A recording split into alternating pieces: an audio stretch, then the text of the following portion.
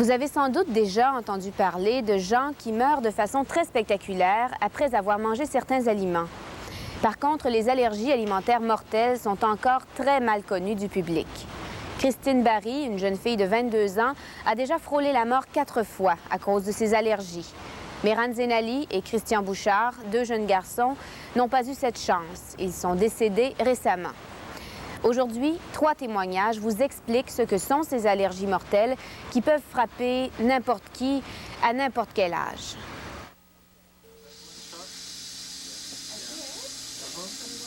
« 31 décembre 1987 au Jewish Hospital de Montréal. Christine Barry, 22 ans, passe à 2 doigts de la mort après avoir goûté à un gâteau qui contenait des noix. Christine souffre d'allergies alimentaires. Une quantité microscopique de noix, d'arachides ou de poissons risque de la faire mourir. Christine a fait sa première crise à l'âge de 15 ans sans savoir ce qui lui arrivait. Là, moi, je me souviens plus de rien, là, mais on m'a raconté ce qui s'est passé après parce que j'avais perdu conscience. Bon, j'étais devenue la peau toute noire parce que je respirais plus.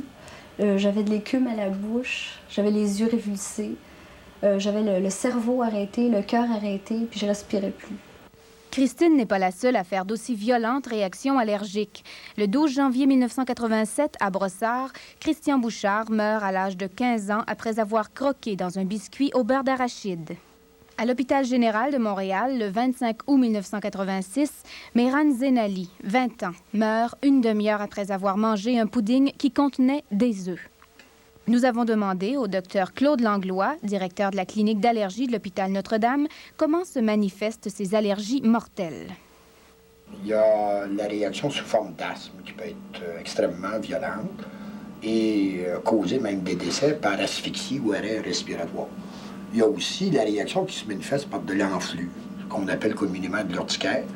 Et quand l'enflure se localise dans un endroit stratégique comme la gorge, on peut mourir étouffé, encore une fois, par asphyxie.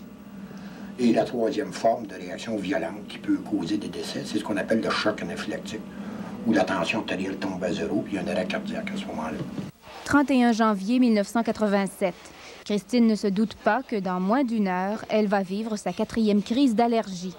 Elle est assise dans un restaurant avec une amie et commande un gâteau au fromage et chocolat après s'être assurée qu'il ne contient pas de noix. J'ai demandé à la serveuse si elle était bien sûre qu'il n'y avait pas de noix dedans. Elle m'a dit oui. J'ai répété la question 2 fois pour être vraiment sûre. Elle m'a répété oui, oui, oui. Puis là, ben, j'ai pris une bouchée. Puis là, tout de suite, j'ai eu la sensation dans la bouche qu'il y avait des noix dans ce gâteau-là. Oh non! Christine n'avale même pas sa bouchée. Elle la crache immédiatement. Mais déjà, en sortant du restaurant sur la rue, la réaction commence à se faire sentir. La gorge enfle au point que il n'y a plus d'air qui passe, ça bloque. Puis ça pique dans la bouche, ça pique partout, la langue, le palais. Puis là, ben là, j'étouffe parce que là, j'ai plus d'air. Puis là, ben là, j'ai dit à Catherine, là, je suis plus capable, faut qu'on s'en aille à l'hôpital. Mais avant, j'ai voulu me donner ma piqûre d'adrénaline pour m'assurer que j'ai le temps de me rendre à l'hôpital. Depuis 2 ans, Christine porte sur elle cette dose d'adrénaline qui a pour effet de dégager ses voies respiratoires pendant environ une demi-heure. Le temps d'attraper un taxi et de se rendre à l'hôpital le plus proche. Christine arrive à l'hôpital. Malgré sa piqûre, elle respire difficilement. Elle se sent de plus en plus mal. Elle a peur. Le temps presse. Comment les médecins la reçoivent-elles? Il y en a un qui s'est approché de moi. Là, je lui ai dit bon, je fais une réaction allergique aux noix. Là, je me suis donné ma piqûre d'adrénaline, mais ça m'a pas tellement aidé, ça presse. Puis là, il y a quelqu'un à côté du docteur qui a dit What did she say? Là, le docteur a dit I don't know, but it seems serious. Là, je me suis dit oh non, c'est pas vrai. Dis-moi pas qu'ils comprennent même pas ce que j'ai. Dis-moi pas que je vais mourir juste parce qu'ils comprennent pas le français. Ah oui, venez avec moi, s'il vous plaît. Heureusement, un autre médecin arrive. Il dit à Christine de ne pas s'inquiéter, qu'il comprend ce qui se passe, qu'il souffre lui-même de ce type d'allergie. Il la conduit aux soins intensifs. Je savais pas ce que j'avais. Je savais pas quoi faire avec moi. Puis là, j'étais bien énervée parce que je me suis dit ce serait vraiment bête de mourir dans un hôpital avec tout ce qu'il faut alentour pour me sauver. Un gâteau aux noix et une serveuse négligente ont bien failli coûter la vie à Christine. Elle s'en est tirée. Tous n'ont pas cette chance, comme en témoigne l'histoire du jeune Christian Bouchard.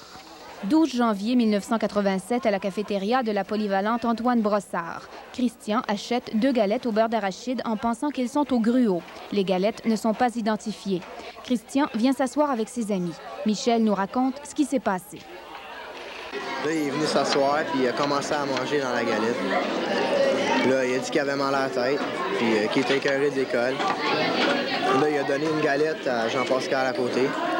Puis là, Jean-Pascal a dit commentaire que c'était les nouvelles galettes au beurre d'arachide.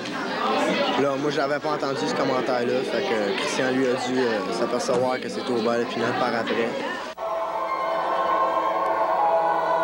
Christian ne se sent pas bien. Il décide de s'en aller chez lui. Nous ne saurons jamais ce qu'il a ressenti sur le chemin du retour. Tout ce que ses parents ont pu savoir, c'est qu'il est arrivé à l'hôpital en taxi alors qu'il était déjà trop tard. Le cœur de Christian ne battait plus depuis 14 minutes. Pourquoi Christian a-t-il eu l'imprudence de tenter de rentrer seul à la maison? Sa mère nous explique. Je n'ai pas réalisé jusqu'à quel point ça pouvait être dangereux. Mais comment ça se fait qu'il ne savait pas, que personne ne lui avait dit? Il n'y avait pas un médecin qui lui avait dit? Non, les médecins ne nous avaient jamais dit jusqu'à quel point ça pouvait être dangereux. On n'était pas au courant. Les médecins n'avaient pas averti les parents de Christian que son allergie pouvait être mortelle.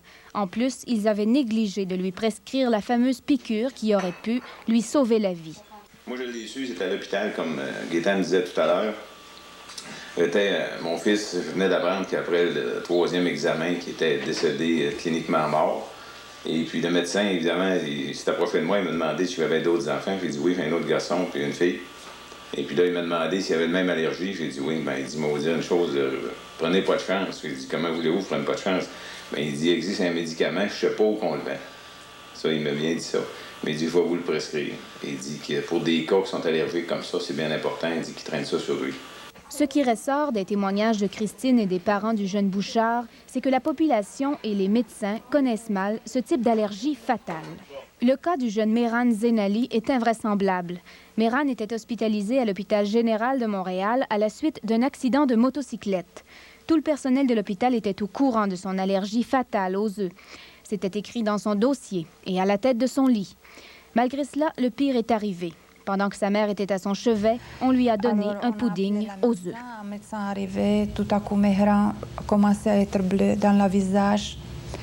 Et ses lèvres sont devenues gonflées, bleues.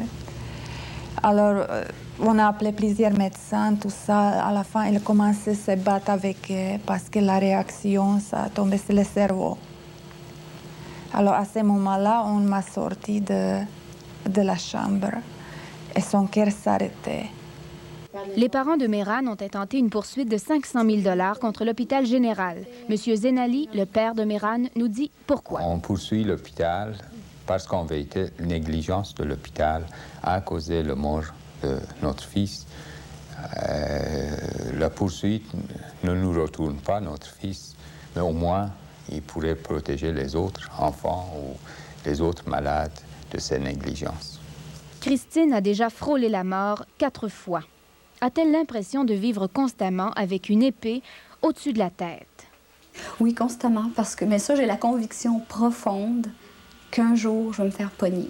Je suis sûre, certaine que je vais mourir de ça un jour, parce que c'est impossible que je puisse parer à toute éventualité toute ma vie, que je puisse tout prévoir, c'est impossible. Un jour, je vais oublier de poser la question.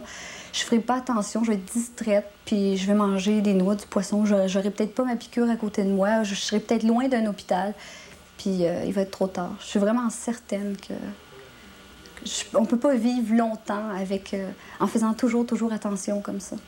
Même la piqûre d'adrénaline a ses limites. Après l'âge de 40 ans, elle risque de provoquer un infarctus fatal.